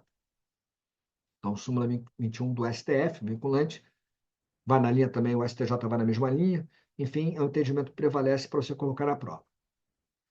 Aquilo que eu mencionei também ao longo da nossa aula, eu destaco aqui, o tema 1238, repercussão geral do STF, são inadmissíveis em processos administrativos de qualquer espécie provas consideradas ilícitas pelo Poder Judiciário. Aqui uma outra decisão importante, né, que foi tomada pelo Supremo Tribunal Federal, o caso envolvia a Lei de Processo Administrativo do Estado de São Paulo, e lá no Estado de São Paulo, a lei estadual falava da decadência administrativa, e ao invés do prazo de 5 anos, que é aquele prazo que nós vimos no artigo 54 da Lei 9784 de 99, ao longo da aula, lá na Lei do Estado de São Paulo, a lei estadual previa um prazo maior, 10 anos. Então, lá em São Paulo, em tese, o Estado de São Paulo teria 10 anos para anular seus atos ilegais, ao invés de 5. E é o que fez o STF? Declarou essa norma estadual inconstitucional. O STF declarou inconstitucional a norma estadual, Estado de São Paulo, que estabeleceu o prazo decadencial de 10 anos para anulação de atos administrativos ilegais, uma vez que o prazo quinquenal, de 5 anos, portanto, é adotado pelos demais entes federados. A gente até poderia discutir aqui os argumentos do STF, mas a gente não vai entrar aqui em polêmica. O fato é que o STF entendeu que não pode uma lei estadual, e isso valeria para qualquer outro caso, uma outra lei municipal também poderia trazer o mesmo entendimento, não pode uma lei estadual, por exemplo, ampliar o prazo decadencial. Decadência administrativa, prazo para anular ato ilegal tem que ser de 5 anos, de maneira uniforme para todos os entes federados, de acordo com o entendimento do plenário do Supremo Tribunal Federal. Bom, mais decisões importantes. Aqui uma decisão do Supremo Tribunal Federal de 2023. O STF considerou constitucional a legislação estadual que impede a exoneração a pedido e a aposentadoria voluntária de servidor que responde a PAD, processo disciplinar, mas que seria possível a concessão de aposentadoria ao investigado quando a conclusão do PAD não observar prazo razoável. Qual é a ideia aqui? Algumas normas estaduais, eu lembro que em Goiás tinha essa previsão, no estado de Goiás, algumas normas estaduais, por exemplo, estabeleciam assim, olha, se você é um servidor público e está sendo acusado e está respondendo a um processo administrativo disciplinar, a lei estadual poderia dizer, olha, durante o processo disciplinar você não pode pedir exoneração do cargo e você não pode se aposentar voluntariamente, até a conclusão do PAD. E aí se diz se é constitucional ou não. Porque, veja, em muitos casos, né, em outros estados, muitos estados permitem que o servidor se exonere ou se aposente. O que não impediria que, posteriormente, o PAD prosseguia, né, e que, posteriormente, né, viesse lá uma decisão determinando a demissão do servidor, por exemplo, você teria uma cassação de aposentadoria ou uma cassação da exoneração do servidor transformada em demissão. Então, vários entes federados adotam essa linha, mas muitos entes federados, para evitar uma insegurança jurídica, eles dizem assim: olha, se você está respondendo a parte, você não pode pedir exoneração. Exoneração a pedido, não. Só se eu te exonerar, aí ok. Mas o PAD vai continuar. Mas você não pode pedir exoneração. E você não pode se aposentar voluntariamente, vai ter que esperar o desfecho do PAD. O STF considerou isso constitucional. Só fez essa ressalva no final. Se o PAD demorar a ser concluído, e qual seria o prazo razoável, ninguém sabe, o STF não estabeleceu isso, mas se houver uma demora irrazoável para a conclusão do PAD, aí o servidor poderia pedir a aposentadoria voluntária. Então, esse é um entendimento importante, pessoal. O plenário do STF, decisão 2023, não é tão antiga assim, é uma decisão que pode aparecer na sua próxima prova. Menciona aqui também a súmula 674 do STJ, Superior Tribunal de Justiça. A autoridade administrativa pode utilizar de fundamentação per relacionem nos processos disciplinares. O que é fundamentação per relacionem? É quando a autoridade administrativa traz uma decisão e remete a motivação dessa decisão a um parecer de alguém, a uma outra decisão já plotada no processo. Então, é fundamentação por relação. Eu trago uma decisão e digo que eu tomei essa decisão com base no parecer da Procuradoria. A fundamentação está lá. Eu tomei essa decisão com base na manifestação técnica daquela secretaria ou daquele órgão. A fundamentação está lá. Então, a discussão é: eu tenho que trazer a fundamentação literal na minha decisão ou eu posso trazer uma decisão e remeter a fundamentação, por isso, por relação a outra manifestação, um parecer, uma decisão técnica anterior? O STJ falou: você pode utilizar a fundamentação por relação, ou per relacionem. Você pode trazer uma decisão e é com fundamento em decisão ou parecer já constante do processo. Também a súmula 672 do STJ, a alteração da capitulação legal da conduta do servidor, por si só, não enseja a nulidade do PAD. Então, é instaurado um processo disciplinar. Ao longo do processo, se muda a capitulação legal da conduta do servidor. Ao invés de ter violado o artigo X da lei, agora se estabelece que violou o artigo Y da lei. Essa mudança de capitulação ela não gera por si só nulidade do PAD. Porque se entende que o que importa são os fatos ali colocados. A mesma ideia do processo judicial, iura nocte curia, o juiz conhece o direito. Não, aqui a autoridade administrativa conhece os fatos. E ela vai valorar os fatos. E se ela verificar que a capitulação inicial está errada e se ela trouxer uma nova capitulação legal, desde que fundamentada nos mesmos fatos e nas provas ali produzidas no processo, isso por si só não gera nulidade. A decisão, em tese, será válida. É o que está dizendo aqui a súmula 672 do STJ. Outras súmulas do Superior Tribunal de Justiça, súmula 665, o controle jurisdicional do PAD restringe-se ao exame de regularidade do procedimento e de legalidade do ato, à luz dos princípios contraditórios para a defesa e do processo legal, não sendo possível incursão no mérito administrativo, ressalvadas as hipóteses de flagrante ilegalidade, teratologia ou manifesta desproporcionalidade da sanção aplicada. Então, aqui me parece que o STJ confirma a tendência que já era adotada no próprio tribunal de não permitir que o Poder Judiciário, como regra, adentre no mérito do ato administrativo. O mérito do ato administrativo, ele só existe no ato discricionário. O que é o mérito do ato discricionário? Mérito é a análise de conveniência e oportunidade do motivo e do objeto daquele ato discricionário. O mérito é a liberdade que tem o agente público para fazer opções, para fazer escolhas, melhor dizendo. No ato discricionário, eu, agente público, vou ter liberdade de conceder o ato ou não, de analisar o melhor motivo para o ato, o melhor conteúdo do ato. Eu posso dar ou não um ato. Isso é mérito. Mérito é liberdade. Liberdade só existe em ato discricionário. Ato vinculado não tem liberdade. Premissa maior, premissa menor, conclusão. Tem lá a lei, os elementos estão ali colocados, no fato os elementos são encontrados, e aí você traz o ato vinculado. No ato discricionário, você pode fazer avaliações. conveniência, oportunidade. Isso é um valor subjetivo. E aí o que se entende é que o Poder Judiciário não pode rever o mérito do ato discricionário. Portanto, o Poder Judiciário não pode revogar, por conveniência e oportunidade, um ato discricionário do Poder Executivo. O que o Poder Judiciário pode fazer é anular, por ilegalidade, ou violação à juridicidade, violar uma lei ou violar um princípio, o ato discricionário, mas não revogar, por conveniência e oportunidade. Não pode reavaliar mérito. É mais ou menos isso que está escrito aqui. Não pode o judiciário rever o mérito da decisão administrativa. O que pode é o Poder Judiciário, ele não vai fazer incursão no mérito, isso não pode. O que pode é ele desfazer o ato flagrante ilegalidade, teratologia ou manifesta desproporcionalidade, quando houver violação à lei ou a um princípio jurídico. Então, isso se chama anulação. O que não cabe é incursão no mérito, como fala a súmula 665 do STJ. Muito importante essa súmula, porque ela não é tão antiga assim e pode aparecer na sua prova.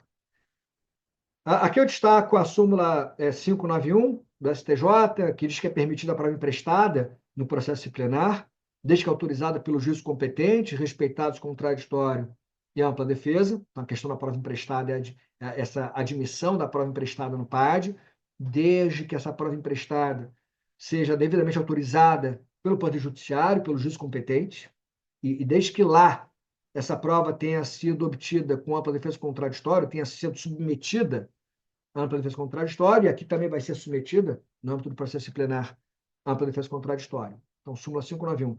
E voltando à súmula 611, né, do STJ, desde que devidamente motivada, com amparo e investigação ou sindicância, é permitida a instauração de processo administrativo disciplinar com base em denúncia anônima, em face do poder e dever de autotutela imposto à administração. Então, havia uma polêmica se a autoridade administrativa poderia ou não instaurar um PAD com fundamento numa denúncia anônima. E a STJ sepulta essa discussão, dizendo, olha, desde que devidamente motivada e com amparo em investigação ou sindicância, é permitida a instauração do PAD com base na denúncia anônima. Então, não é só receber a denúncia anônima e instaurar o PAD. Receber a denúncia anônima vai justificar a instauração do PAD e vai amparar essa instauração do PAD numa investigação prévia ou numa sindicância prévia que demonstra que aquela denúncia anônima tem alguma possibilidade, digamos assim, de ser verdadeira, né, de corresponder com a verdade. Aí você vai instaurar o PAD. Então, pode haver instauração de PAD com base em denúncia anônima? Pode, se a decisão for motivada e se houver amparo em alguma sindicância prévia ou alguma investigação preliminar que dá ali alguma robustez à denúncia anônima apresentada. Pessoal, fechamos aqui então a nossa aula de processo administrativo. Vários temas interessantes, várias questões que podem se transformar em questões de provas de concurso. Espero que vocês tenham gostado, né, e que vocês tenham sucesso nas provas das procuradorias e que, eventualmente, um tema desses que nós tratamos na aula de hoje venha aparecer na sua prova para você ter a segurança de responder corretamente. Aqui eu menciono algumas das minhas obras, né, alguns livros publicados. Esse tema do processo administrativo, especificamente, eu aprofundo, abordo nesse primeiro livro, que é o meu manual, o meu curso de Direito Administrativo, que já está na 13ª edição, 2025. Então, para quem quiser aprofundar o tema do processo administrativo, essa seria a obra indicada aqui para aprofundamento. Aqui alguns dos meus livros, né? Aqui está colocada a capa do curso, né, do Manual de Administrativo, dos meus 2 livros de licitações, mas para quem tiver interesse também, alguns livros que eu escrevi sobre improbidade administrativa, sobre LGPD na administração pública, regulação, concessão, terceiro setor. Então, são muitas obras. Aqui eu deixo o meu QR Code. Quem tiver interesse, aponta aí o celular, a câmera do celular para a tela do QR Code, e você vai ter acesso direto ao site da editora do Grupo GEM, onde você vai encontrar os meus livros. De resto, mais uma vez, muito obrigado pela presença de vocês na aula de hoje. Espero que tenham gostado do tema, processo administrativo e da nossa aula. No meu site, professorrafaeloliveira.com.br, Instagram, para quem tiver interesse também me seguir no Instagram, professor Rafael Oliveira, e o meu e-mail de escritório, contato@ROA, Rafael Oliveira Júnior Associados.adv.br, para quem tiver interesse em consultorias, né, ou contratação lá do escritório. Enfim, fique à vontade também para entrar em contato via e-mail. Muito obrigado, pessoal. Fechamos aqui a nossa aula. Bons estudos e até a nossa próxima aula, até o nosso próximo encontro. Fique com Deus. Até lá. Tchau, tchau.